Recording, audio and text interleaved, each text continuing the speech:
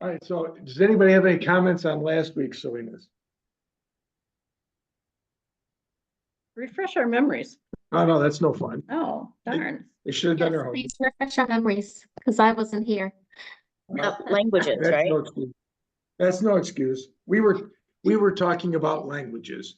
We were talking about who spoke what to whom, and we talked about how communication, even in English, among friends, you can sometimes get on the wrong side of a conversation. We said, okay, well, how about in the Middle East, where if you look at Acts 2, they list about 15 or 20 languages. And we were all talking about, okay, how does all that work? There's not a lot of sort of biblical, straightforward, this is how it works. But to me, it just makes it more interesting when you start to think about when Jesus was talking to Pilate. Yeah, what language are they speaking? Right. In my Bible, they speak very good English. Both of them. So, but if you think about English it, Standard, or is it? yeah, mine's New American Standard. In my book, none of them speak King James anymore. They've all upgraded. So we were just talking about that. I was curious if anybody had a comment. Because I'm going to give you a test in a second, totally different subject, but I'm going to give you a test. Okay. You weren't there last week that you were sharing was that in Arabic and in some other languages, the number of phrases and words that are used that all revolve around God. Everything, salam alaikum and just Right. You're constantly referencing God, praising God, and that's kind of cool. So that was neat. All right. Takes us away. Any comments on that? You know what? I got a test for you. We don't like tests. We got some fun. Idea of fun. And Mel may be able to help me with some of this. We'll see. All right. So in the Bible, starting back in the beginning, all the way out there to Revelation, there are a number of people who are recorded to have been come back from the dead. Including our pigs. No. No, not our pigs. Okay, so which ones do you remember? Lazarus. What's Lazarus? Okay, let's see. Lazarus. That's John 11. Yep, we got Lazarus in John 11. Okay, who else? Jairus' daughter. Daughter, yep. Jairus' daughter. That's in Luke 8. Okay. The one that Elijah raised, who was that? Didn't he raise somebody? I'm trying to remember. The widow of, Yeah. Zarephath. However you pronounce Zarephath. Zarephath. Yeah, that widow. Yes. Yes, Elijah raised. And that's Elijah. He raised a widow's son. Can we count Jesus in that category? Because he Oh, died. we can count. Yep. No, it's okay. We'll count Jesus. I mean, this is like Sunday school. That's the answer to everything.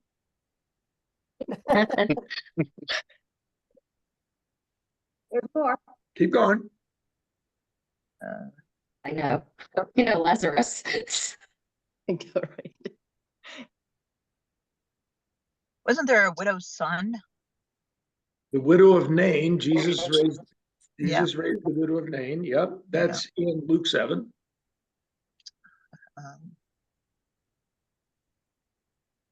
Who was the one that the friend put him through the roof? They lowered him down through the roof. Yeah, but he wasn't dead. He wasn't dead. Dead. Oh, he wasn't dead. The one He where they wasn't feeling said that Jesus went to that person's house and that boy was asleep. He said he's sleeping. That's just great. That would be the Widow- widow of Nain's son or Jairus' daughter. I Googled, I'm sorry. Oh, Robin's cheating. Open book test. I don't know who else there is. I don't know anybody else.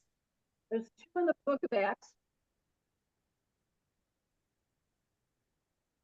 Do we say Jairus' daughter? yep. Yeah. In Acts, Peter raises Dorcas. That's in Acts 9. And then you remember Paul, the boring preacher? Remember that one? Preacher? Yeah, Paul's preaching and he's Late into the night. late into the night. He doesn't ever shut up. And there's a little boy who falls out a window Yes. and dies. And Paul goes Oh, down and yeah. picks him up and raises him Yeah. from the dead. Yeah, His name is Eutychus. And that's in Acts 20. Eutychus, okay. Eutychus, yep. There's two more Old Testament. oh gosh, okay, hold on, I'm Uh, cheating. Uh, Old Testament. It says that's in John, Luke, They're both in Kings. Luke, the man raised out of Elisha's grave. Yep, Yep. that's one. Yeah, it's some friends are trying to find a place to bury him. There's a bunch of people coming and invading, so they tossed him in Elijah's Another body in the area. grave. And when he hits the bones, he gets up and says, "Whoa, whoa, wait for me, guys, wait for me." Yep, Ew. Yep, um, and that's in 2 Kings 13. yeah, and then it says the Shunammite woman's son in Yep. 2 Kings. Yep, Yep. that's 2 Kings That's 4. Elisha. So Elijah raises one from the dead, and Elisha Does the son. does the son. Right. Another.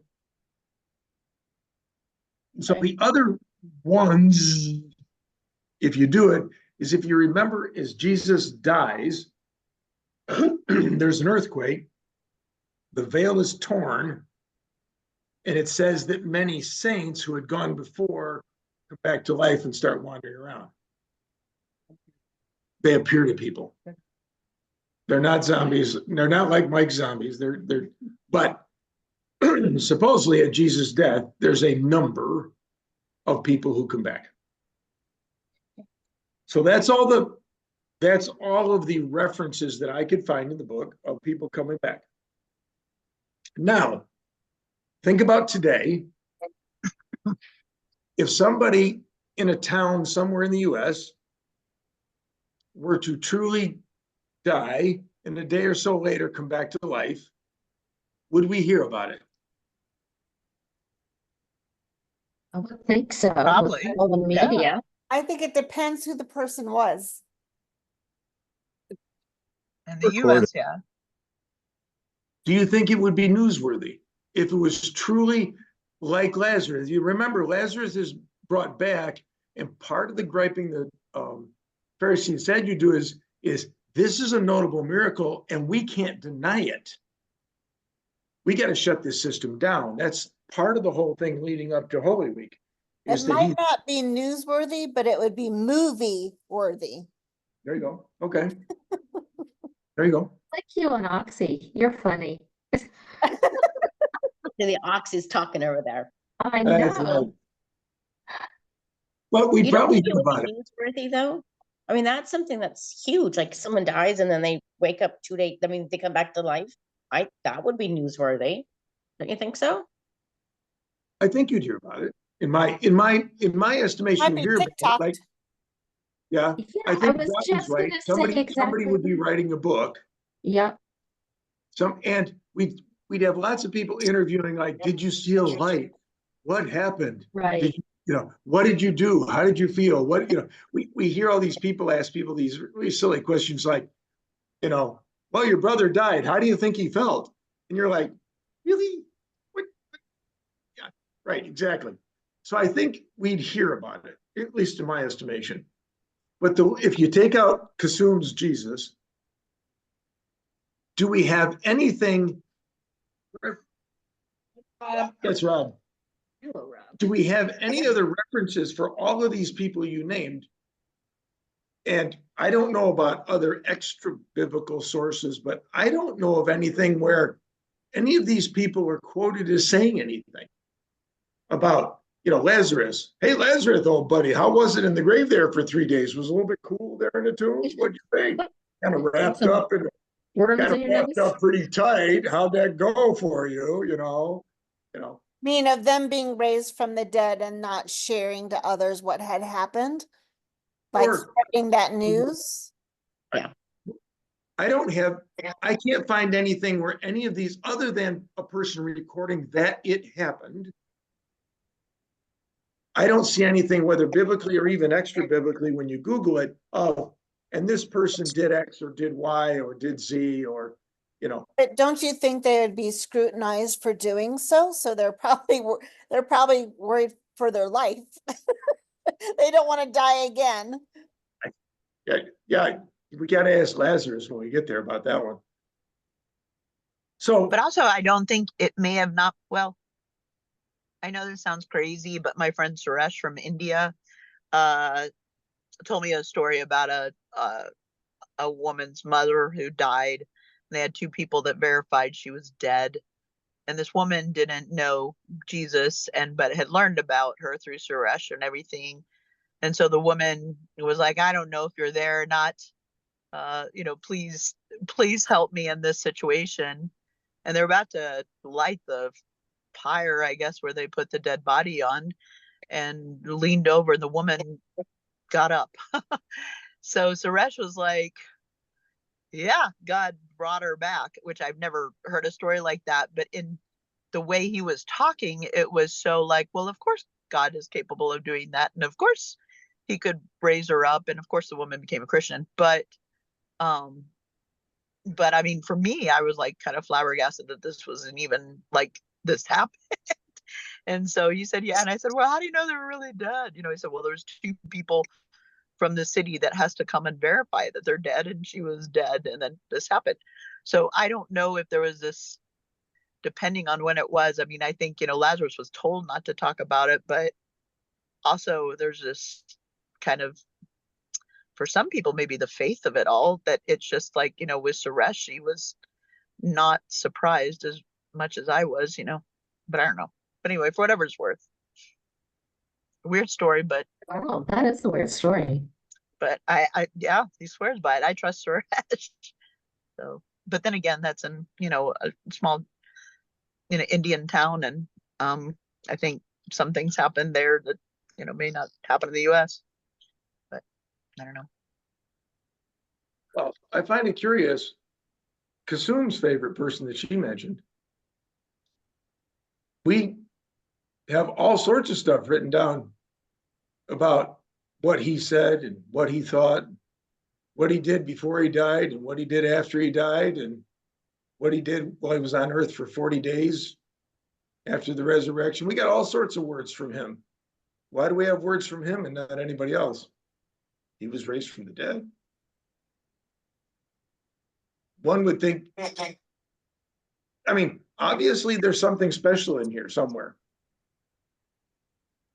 And we take this guy's words and we take a lot of comfort in him, because one of the things he says right before he dies is, I go to the Father, which is in John 14. I go to the Father because there's a place prepared for you, and I go to prepare a place for you. And then he says something that I find interesting. He says, if it wasn't true, I would have told you. And we believe him.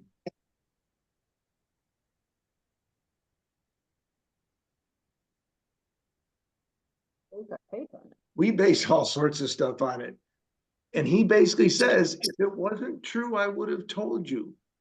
In other words, the stuff I'm telling you is true, and you can count on it. And whether he said it before he was resurrected or after, and he's one of the few that kind of predicted his own death, burial, and resurrection, and then it happened. So we have decided that we can believe and we can trust. And it's interesting because the words that he talked about in his 3-year ministry, we've got a lot more of those than we do in the 40 days after he came back. Because if you read the first part of Acts, Luke records that Jesus was resurrected and then wandered around for 40 days. Think about it. He wandered around for 6 weeks. He didn't just come back for a couple hours and say, hi, see, I really did resurrect. Hey, got to go now. He stuck around for 6 weeks. But there's very few of those words that are in the book. They're all, and even Jesus' statements that they record there are, he reminds them of all the things he said before the cross, so they would remember them. And so I just found it interesting that we have at least 9, plus however many at the day of the crucifixion. We have at least 9, so let's call it a dozen or more, dozen and a half people, while raised from the dead. But we don't have much information other than they were raised from the dead. And obviously, yet with Christ, we have a lot of information. And we put a lot of faith and trust in the things he said, all for really good reasons. So one of the things that I find interesting is that, as you used to say in youth group, God is good. All the time. All the time. All the time. God is great. God is good. And the devil is out there like a roaring lion, seeing whom he may devour. And I think, in a Bob Billington sense, I think you can change devour to discourage. Because I think if Satan really wants to get after us, and he really is our only enemy, he's going to try to discourage us on a day-to-day basis. And he's going to try to get other people around us to find ways to discourage us. And I think we need to remember that God is good. All the time. All the time, and all the time, That's good. God is good. And I think going back to the words he said in and around his resurrection, and the one I really like is look, I'm going to prepare a place. If it wasn't true, I would tell you. And so I think we can count on the things that Jesus, because he's not trying to fool us, he's not trying to do anything odd. He simply is, I'm trying to tell you that I am the way, the truth, and the life, and I'm trying to tell you the truth. And if it wasn't true, I would tell you.